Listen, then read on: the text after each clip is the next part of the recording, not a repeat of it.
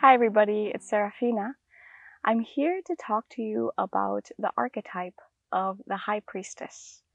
The High Priestess was formerly known as La Papessa in the first tarot decks that came out of Italy and of France. And over time, she has evolved and she is now also known as the High Priestess. Her significations and the symbology that are presented in these cards have changed over time, as has our relationship with femininity, and the divine feminine has changed as well. So when we choose a High Priestess in a tarot card reading, she represents intuition. She may represent someone in your life that is very wise and that is helping you navigate certain emotional waters or certain decisions. It could represent you standing in your power and knowing things without having to explain them or having a logical reasoning for them. It could represent subtle guidance that is coming from the natural or the unnatural worlds. It represents spirituality in general. But most importantly, the High Priestess, she never speaks to us directly. The High Priestess speaks to us in riddles. And I think that has a lot to do with how feminine wisdom is revealed to us, whether we are male, female, or non-binary. Female wisdom is not as clear as day as masculine wisdom is. It comes a little bit encoded or encrypted. If we get the High Priestess reversed in the reading, it may mean that our intuition is blocked, that we're not seeing things for what they are, that we're not listening to ourselves and what we know to be true. I do want to talk about this evolution of, from La Papessa to the High Priestess, because I think that it's very relevant to how femininity is evolving and awakening today. So if we go back to the times of Babylon, Mesopotamia, Sumeria, Egypt, female intuition, just female energy in general, was revered as something positive. Women could achieve high standards of ranking. I think it's pretty obvious to say that women were revered because our body has the ability to give life. We have a uterus, and from our body, life comes. It was over the time that femininity was not seen as something very positive, and we went developing or evolving into more of a patriarchal society. And so then this feminine wisdom went sublimating, and it's even seen as something that is negative. Because if we look back in time, women, it's not like we lost our ability to be intelligent or to be wise. What just happened is that we had to completely detach from societies where we were living and be considered outcasts. Women had very few options to be independent. Either we were somebody's daughter, or we were somebody's wife, or we were a nun, or we were a witch. These are like the options that we had, and sometimes we even had to have different hats in order to express different sides of our intellect and our wisdom. So I will come back a little bit to that later, but I just wanted you to keep in mind of the different priestesses that existed that had to disguise themselves as men. And the one that comes a lot to mind for me is Joan of Arc. She was not a priest, but she definitely had a higher calling. She had a vocation. She was receiving messages from the divine, and she had to disguise herself as a man in order to fight the battle and to serve her dharma, or what she came here to do. And then, well, she was burned at the stake. Before I get into the teachings of the High Priestess, I would like to talk a little bit about the symbology. So in the first cards of La Papessa, we can see that she had a key. She also had a book which was open. And that was kind of like an invitation to come and say, come and read of my knowledge and of my wisdom.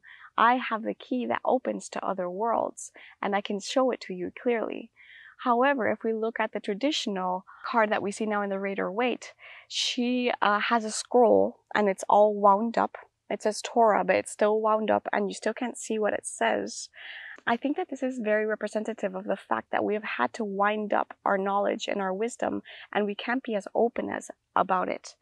And I think that the teaching that comes with this here is that we don't always need to externalize the wisdom that we have in ourselves. As we develop a language, as we develop our own relationship with divinity and with life, and well, before it was more because we would be persecuted if we divulge with this wisdom, and now we are persecuted, but just in different ways. And so I feel that that scroll is kind of like saying, the words that we use are sacred. So the High Priestess knows this very well, and she chooses her words very carefully and who to share them with. And I think that goes for anybody who is learning any sacred text, any sacred path, that, you know, with time, wisdom becomes revealed to us or unveiled to us. With that, I would like to talk about the veil that she has behind her, which has pomegranates. The pomegranates represent fertility because we can see them later on the next card, which is the Empress, and she's all about fertility. And it can also represent the abundance that is to come once we cross the threshold into it. This veil can also represent the fact that women had to educate themselves in silence or in secrecy in order to not be persecuted. We can also observe that the High Priestess has a crown that has a circle, which is a disc, and then it has the 2 crescent moons, so it can represent like the 3 phases of the moon. According to certain documents I've read, this disc that's there is also representative of the goddess Isis of Egypt, because lots of goddesses had this solar disc on top of them. So this is just a good mix of like having the masculine and the feminine wisdom within her. That leads us to dualities. If we also look at the card, we see that she is between 2 pillars, and these 2 pillars are in the Temple of Solomon. And we know this because they have a B and a J on them. The B is representative of Boaz, and that represents strength.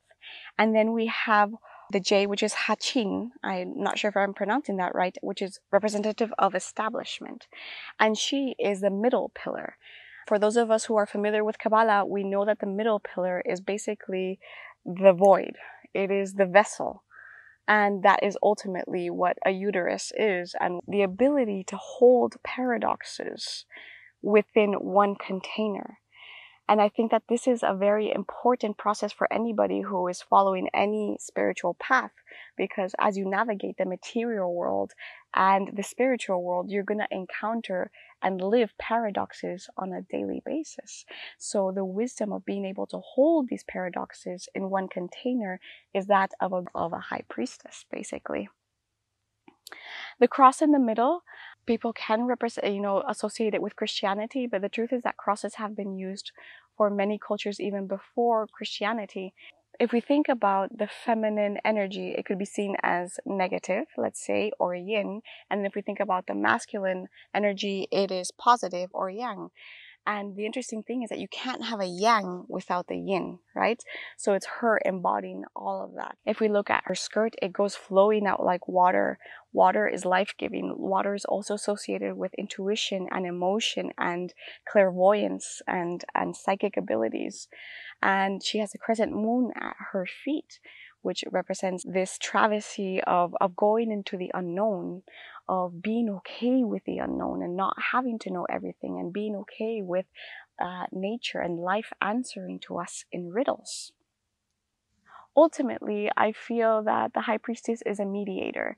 She's a mediator between different worlds, not just heaven and earth, but also different worlds that exist in the middle of these, fluctuations of life. She speaks many languages, and yet she doesn't speak much at all. She goes unveiling information with time into those who go deserving this information, those who have proven dedication, worth time, and patience of the sacred mysteries of life. Now, if we tap into the High Priestess and her teachings, it ultimately is cultivating or fabricating, weaving your own language with life. I've always liked the saying that says there are many paths to God as there are people on the planet. And that ultimately says that we all weave our own relationship with life and with divinity.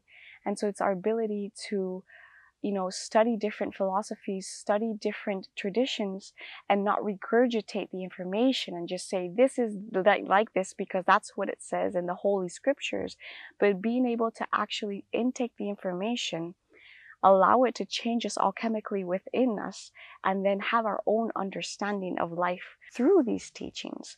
So this comes to the importance of resonance, of being able to resonate with information that comes true to us, and developing our own religion, developing our own relationship with God and divinity. I also feel that the High Priestess teaches us about our own leadership. And this brings me to the final point about the High Priestess and how she relates to modern day femininity. As I was reflecting on her, it just seemed very clear to me that right now is the time where a lot of women are awakening to their leadership. And it doesn't matter what they do. They don't have to necessarily be healers. Many women are waking up to their powers. Many men are waking up to the feminine wisdom within themselves. I wanted to also associate the High Priestess to the archetype of the Virgin, which is commonly known as the sign of Virgo. Back to the Sumerians and the Greeks, for example, in Hellenistic astrology, the Virgin carried corn and she carried fire. And she was representative of the time of harvest beginning. Virgo is known as a sign that is double-bodied. That means mutable. And what that means is that it is bringing, for example, the energy of Leo that came behind it, the heat of Leo and the chill of Libra. And in Libra, we know that, we celebrate the equinox. So it's sandwiched in the middle. It's sandwiched between them. And so if we think about the Virgin, it's not necessarily meaning that she hasn't had sexual intercourse. It's more of a sign of innocence. It's a sign of purity. It's a sign of craftsmanship. If we're preparing for harvest and we're preparing for the winter, it requires a lot of practical analysis, which is where Mercury comes in, because Mercury is the lord of Virgo. We're preparing for the winter. We are harvesting. We are knowing where to store our grains, how to pickle our cabbages and our radishes, and collecting wood for our fire. Right? So if we think about it in that way, that she represents harvest, she's also associated with the goddess Demeter, which is the mother of agriculture, and she was the mother of Persephone. And as we know, Persephone goes into the underworld around the time that Hallows Eve happens, right? She goes into the underworld, and it is said that, Demeter, when she is mourning Persephone, is why winter comes about. It makes me think again, relating the High Priestess to the Virgin, of being a divine temple on earth.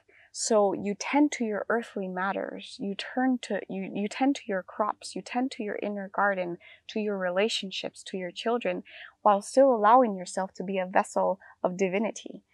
And the best way I can think of embodying this is either relating to a specific female deity like Isis or Persephone, Demeter, Artemis, or you could envision yourself as a tree.